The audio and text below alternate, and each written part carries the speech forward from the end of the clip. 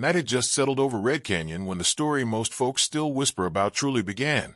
The desert wind moved like a ghost through the crooked main street, sweeping dust into spirals that danced beneath lantern light. Inside the rusted spur saloon, the air was thick with cigar smoke and murmured conversations, but everything shifted the moment the doors creaked open. They didn't just open, they moaned, drifting inward as if pushed by hands older than the town itself. For a heartbeat the piano's off-tune notes halted, and every head turned, expecting trouble. Yet no trouble came. Only the wind slipped in, carrying sand across the wooden floorboards like a thin veil of gold. Folks returned to their drinks, their card games, and their quiet attempts to pretend Red Canyon wasn't a place where trouble lingered in every shadow. Lanterns flickered with a jittery glow, casting long, uneasy silhouettes across the walls. This was a town used to silence, the dangerous kind that sits beneath the surface, waiting to explode. Outlaws rode through often enough that people learned not to stare, not to breathe too loud, not to challenge a stranger. Most people, but not him. In the furthest corner, where the wall had long turned black from years of pipe smoke, sat a man most believed had come to the end of his road. He wasn't imposing, not tall, not loud, just a thin, weathered figure tucked beneath a slanted hat brim. His beard was white as winter frost, his coat worn until the seams frayed like unraveling rope. He held his glass in one steady hand, as if time passed differently around him. His eyes, when the lantern struck just right, glimmered with something old, something that didn't belong to Red Canyon or any other place on the map. No one knew his name. Not the bartender. Not the drifters. Not even the children who sometimes peeked through the windows to catch a glimpse of the ghost cowboy. Some said he came from the northern ranges. Others swore he'd once ridden with a famed posse that vanished in a canyon shootout. A few believed he'd simply always been here, like part of the land itself. But everyone agreed on one thing: he never bothered anyone. Never raised his voice. Never drew a gun. Just drank his single evening whiskey and watched the world like a man studying a river he no longer wished to cross. That night, the town's uneasy peace cracked like thin ice. Hoofbeats thundered outside, fast, careless, arrogant. For young riders swung off their horses with the kind of swagger only boys with too much liquor and too little sense carried. They didn't walk into the saloon, they stormed in, letting the doors crash against the walls. Dust swirled in with them as they laughed loud enough to drown out the piano entirely. Colt Maddox, the one in front, strutted with a pistol slung too low on his hip, a red bandana at his throat, and the smile of a man who loved being feared. His gang followed like stray dogs hungry for mischief. Conversation died across the room. Locals stared into their glasses. Even the piano man took his hands off the keys and folded them in his lap as though afraid they might shake. "Well, look at this sad little place," Colt crowed, slapping the bar so hard the bottle beside it rattled. "Feels like a graveyard with drinks." He laughed at his own joke. The others echoed it. The bartender managed a stiff smile. "What'll it be, boys?" "Whiskey. The good kind," Colt replied, waving his hand with a flourish that nearly knocked a lantern off its hook. Then, instead of sitting at an open table, his eyes swept the room until he landed on the old man in the corner. He frowned. "Ain't that a sight? Grandpa Snowflake's still alive." His gang snickered and followed him like vultures circling a carcass. Colt swaggered right up to the old man's table and planted a boot on the chair across from him. The old man didn't look up. Colt tapped his hat with 2 fingers. "Hey, I'm talking to you."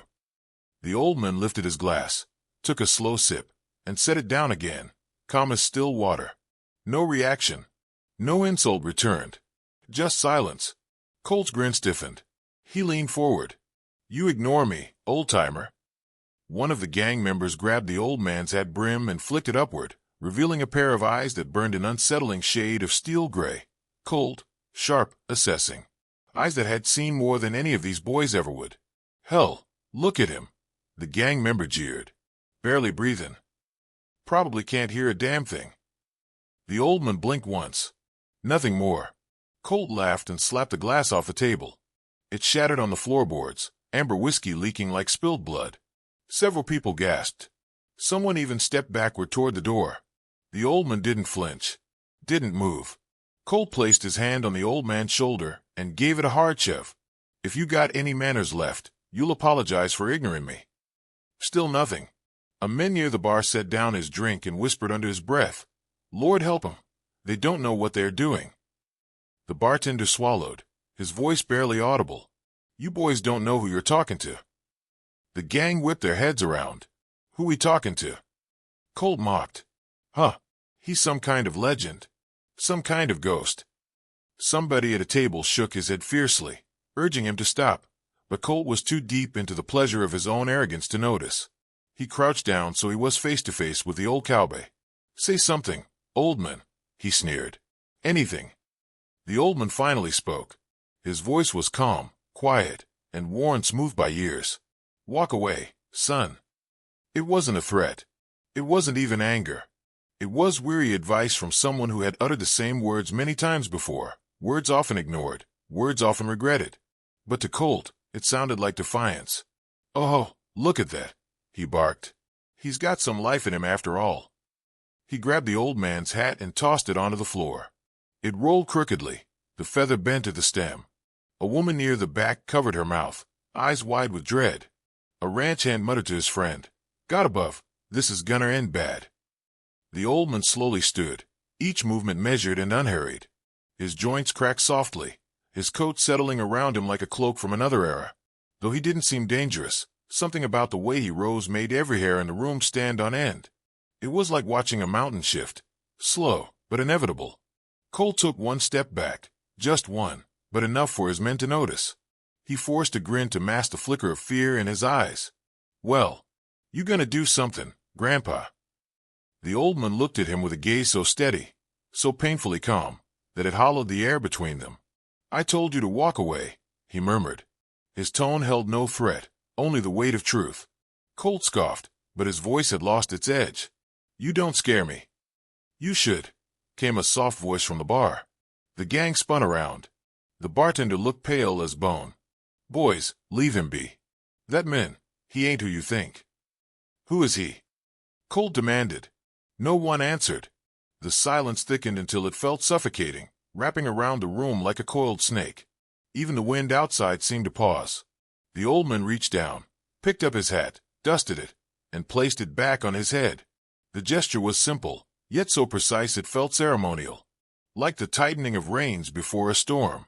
Colt forced a laugh. We ain't afraid of some washed-up. He didn't finish, because the old man turned his head, just slightly, and his eyes met Colt's with a look that told a story all its own, a story of gun smoke, long-buried graves, and men who had once whispered his name like a curse. Somewhere outside, a dog howled. Inside, not a soul dared to breathe. Colt waved his hand dismissively, trying to pretend the shiver crawling up his spine wasn't real. Come on, boys, he muttered. Let's get a drink. Old man ain't worth it. Colt Maddox wasn't the type to let a moment slip. Not when people were watching, and certainly not when a man he considered beneath him dared to speak back. He turned slowly, boots grinding against the creaking saloon floor, and stepped close enough that the old man could feel his breath. The gang gathered behind their leader like wolves sensing blood. I said you owe me an apology, Colt hissed, jaw twitching. You gonna give it, or do I make you? The old man met his stare without anger, without fear, without even the slightest shift in his breathing. Son, he murmured, voice low but clear enough for half the room to hear. Walk away. The words echoed with an unsettling calm, so calm that it rattled more than any threat could have. Colt blinked, thrown for half a heartbeat before regaining his bravado. Walk away, he repeated, chuckling. Oh, hear that, boys. Grandpa thinks he can tell us what to do. The gang burst into laughter, loud, forced, juvenile. Chairs shook. Glasses clinked. But beneath it all, the tension stretched tighter, a wire ready to snap. People at nearby tables leaned back, inching their boots away from the confrontation as though distance alone could save them. Even the piano player swallowed hard and slid his hands under the keys. Still, the old man didn't flinch. Colt planted his boot on the old man's chair again, leaning his weight forward. Say sorry. You don't disrespect my boys in front of a whole damn town. I disrespected no one, the old man said softly. But you're about to. Colt's grin faltered. Last chance, old man. Walk away, came the steady reply. The laughter faded. The air sank heavy. Even Colt felt it, a ripple beneath the surface, like some ancient creature steering in deep water.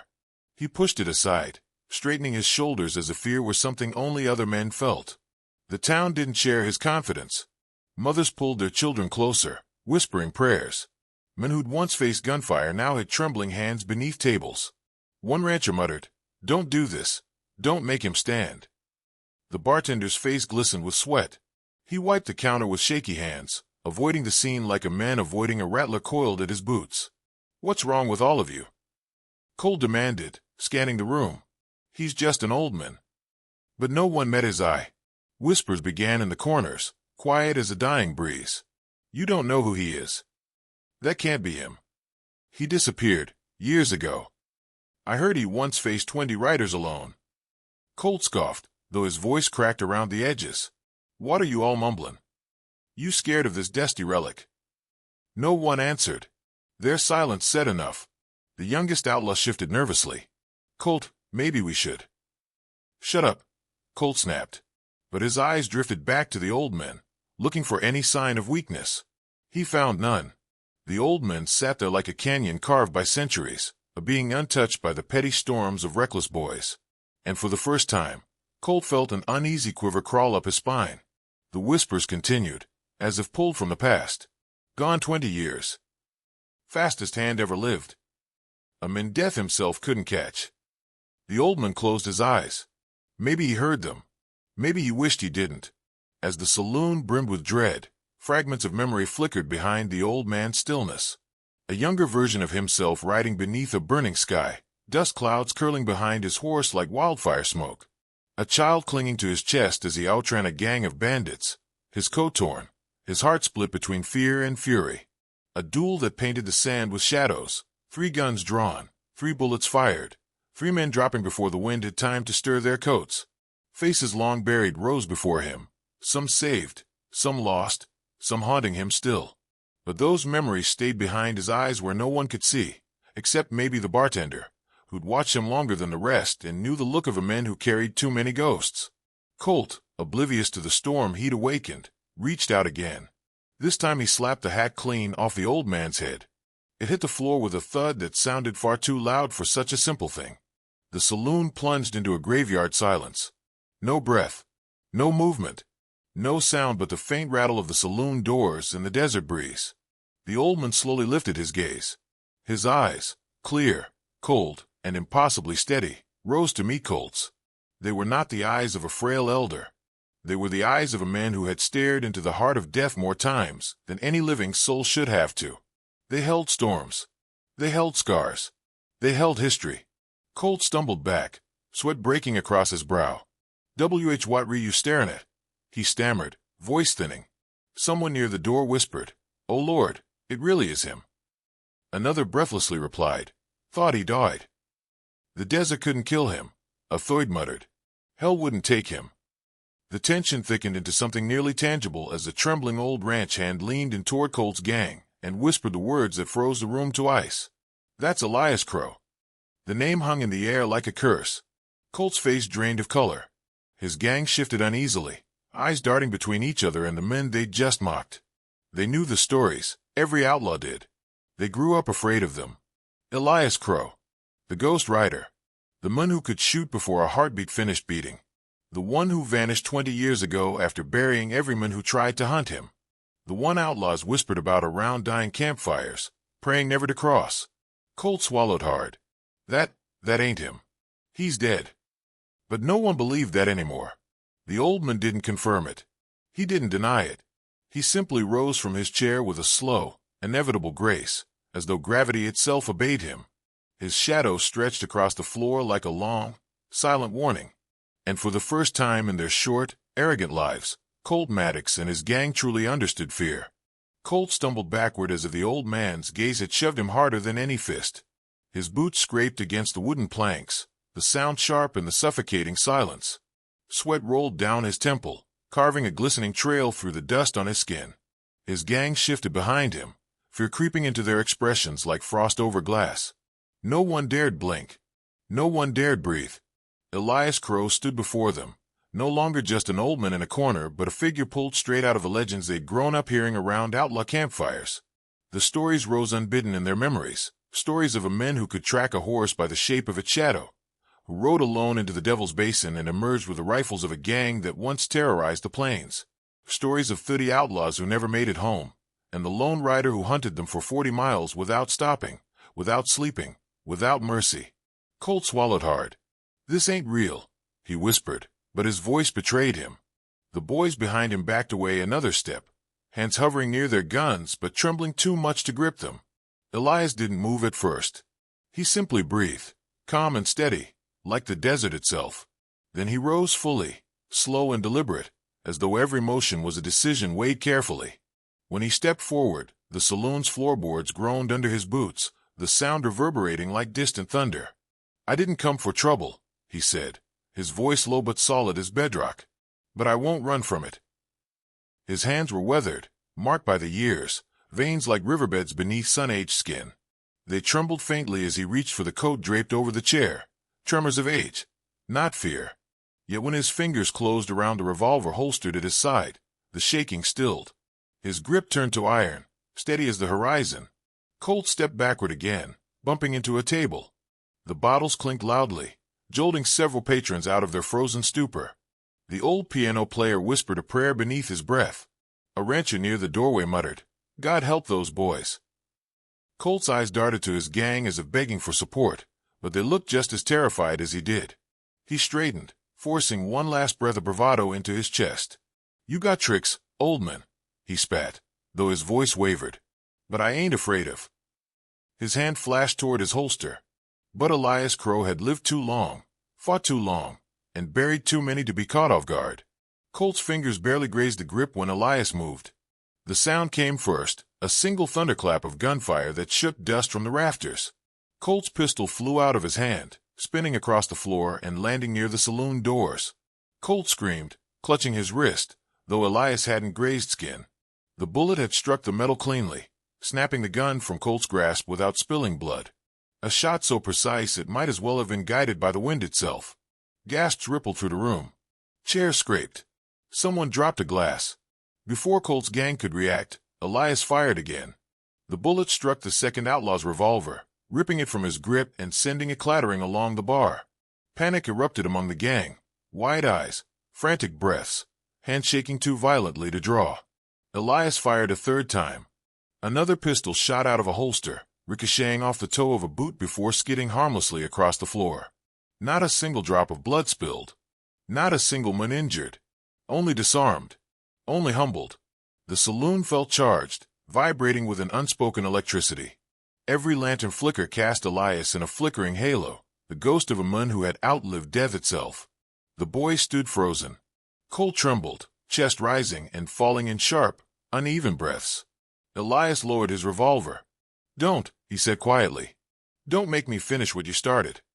His words weighed more than bullets.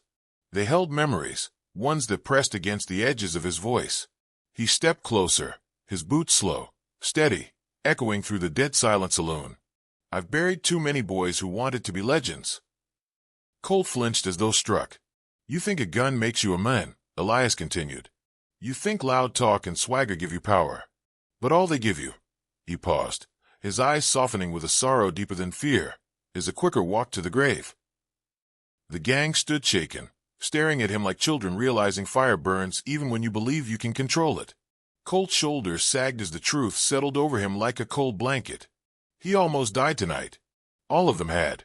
Elias holstered his weapon with the same slow, deliberate grace he used for everything. The action was quiet, almost gentle, yet final enough to break the gang's last thread of courage. "Get out," he said. Colt stumbled backward, nodding rapidly. "Why, yeah. Yeah, we're going. We're going, Dot."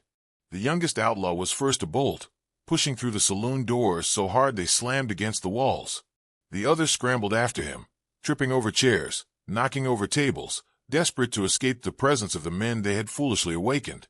Colt hesitated for a heartbeat, meeting Elias's gaze one last time. Fear and shame warred in his expression, but shame won.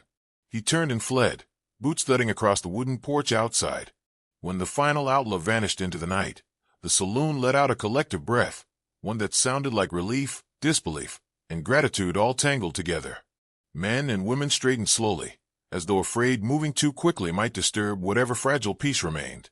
The bartender wiped his brow with a trembling hand, whispering, "Thank the Lord." Elias simply stood there, silent again, the gun resting at his hip as if it weighed the same as his memories. Heavy, but carried with practiced calm.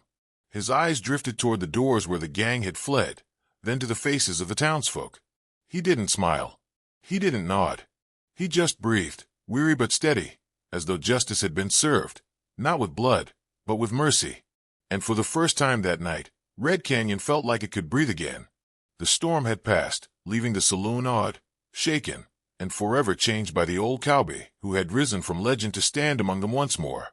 For a long moment after the outlaws fled, the saloon remained still, as though everyone inside feared the old cowboy might vanish if they blinked. Then the whispers began, soft, disbelieving, trembling like the first winds of dawn. People leaned into one another, murmuring Elias Crow's name with reverence, awe, and a hint of fear. It traveled like fire through dry grass, catching every ear, burning across the room until even those who had been hiding in the shadows stepped forward to see the living legend standing in their midst. The sheriff burst through the saloon doors moments later, panting with his hand on his holster. "What in God's name happened in here?" he demanded, scanning overturned chairs, scattered pistols, and the palpable tension still hanging in the air. The bartender pointed toward Elias with a shaky hand. "He saved us, Sheriff. All of us." Elias didn't turn to look. His eyes stayed fixed on the floorboards, the weight of the night hanging around him like a leaden coat. The sheriff hesitated, recognition dawning in his eyes as he studied the old man's weathered face, the lines carved deep by sun and sorrow. "I'll be damned," the sheriff muttered. "Didn't think this town'd ever see him." The bartender approached Elias cautiously, wiping his hands on his apron. "Thank you," he whispered, "for sparing their lives. And ours." Elias nodded once, barely, did what had to be done. But he didn't wear the expression of a man proud of his actions. He looked as though each bullet, not one of which touched a man, had still cost him far more than the pistol's recoil. As the sheriff moved closer, the townsfolk parted around him like a tide making way for a ship. "Elias," he said gently, "you okay?" Elias released a tired breath. "I ain't that man no more, Sheriff. Haven't been for a long time." "You didn't kill them," the sheriff replied. "Hell, you didn't even scratch him." "That's not the point," Elias murmured, lowering himself back into his chair. His body groaned beneath the weight of age, but it was nothing compared to the weight of memory pressing on his shoulders. "Trouble follows a name like mine. Always has. That's why I left it behind." The sheriff took off his hat, holding it to his chest. "Nobody blames you. Those boys had it coming, Dot." Elias looked up, and for the first time since the confrontation, emotion flickered behind his steely eyes. Weariness, regret, something fragile and deeply human. "You think I don't know what happens to boys who chase legends?" he asked. "I've buried too many. Men I rode with. Men I stood against. Doesn't matter which side you're on. If your name gets bigger than you are, it eats at you. Turns you mean. Turns you cold. Turns you into something you're not." He rubbed a hand over his face, the creases deepening, the years settling heavier. "I walked away before it turned me into a monster." Silence fell again, not tense this time, but understanding, heavy with shared sorrow. The townsfolk saw him differently now, not as a myth brought to life, but as a man carrying the scars of choices made long before they were born. The sheriff cleared his throat, hesitation in his eyes. "Elias, there's something you ought to know." Elias didn't respond, but he listened. Colt Maddox and his boys, they weren't just here to stir trouble. "Word reached me this afternoon. They were planning to hit the stagecoach coming in tomorrow, full of payroll money for the ranchers up north. If they'd pulled it off, half the county would have fallen into chaos." Elias closed his eyes, understanding washing over him like cold rain. "You didn't just protect the saloon," the sheriff continued softly. "You saved the whole damn town. Maybe more." A bitter smile tugged at Elias's mouth. "Funny thing," he said. "I came here for a quiet drink." "And you gave us peace," the sheriff replied. "Not the kind with guns, the kind where no one had to die." Elias didn't answer. Instead, he rose slowly from his chair. The saloon watched him like a congregation watching an old prophet take his final steps. He retrieved his hat, brushing the dust from the brim with steady hands, then placed it on his head with the ease of a man who'd repeated the gesture 1,000 times. The townspeople followed him outside, keeping their distance out of respect rather than fear. The sun was sinking low behind the desert hills, painting the sky in streaks of molten gold and deep crimson. The evening wind stirred his coat, lifting the edges like wings preparing for flight. He paused at the edge of the boardwalk, gazing down the long, lonely road stretching into the open frontier. A young boy stepped forward timidly. "Mister, you're not staying." Elias looked down at him with a softness he rarely allowed to surface. "Son," he said gently, "a men like me don't settle. He just keeps going so the trouble don't catch up to good folks like your ma and pa." The boy nodded, though he didn't truly understand. Maybe one day he would. Elias stepped into the dust, his boots leaving faint impressions that would soon be lost to the desert wind. The townsfolk watched him walk, slow, steady, a silhouette carved against the sinking sun. His shadow stretched long, like a final reminder of the legend they had witnessed. "A man's legend ain't worth the graves it leaves behind," he whispered to himself, a confession carried off by the wind. He didn't look back. Not when the sheriff whispered his name with respect. Not when the bartender crossed his arms with solemn gratitude. Not when the boy lifted a hand in a silent wave. Elias just kept walking until he became part of the horizon, half shadow, half memory. And long after he was gone, the people of Red Canyon stood in the quiet street, feeling the echo of something ancient settle into their bones. Years later, fathers would tell sons, and mothers would tell daughters, about the day the old men in the corner rose from legend to save their lives without firing a single fatal shot. They would speak of the saloon, the trembling outlaws, the silence heavier than gun smoke, and the truth that dawned only when it was nearly too late. And so, the story would go. The outlaws learned that some names are carved into the West itself, and should never be mocked. And somewhere beyond the horizon, Elias Crow kept walking, the wind at his back, carrying a name the world would never forget, and a heart heavy with the price of being a legend.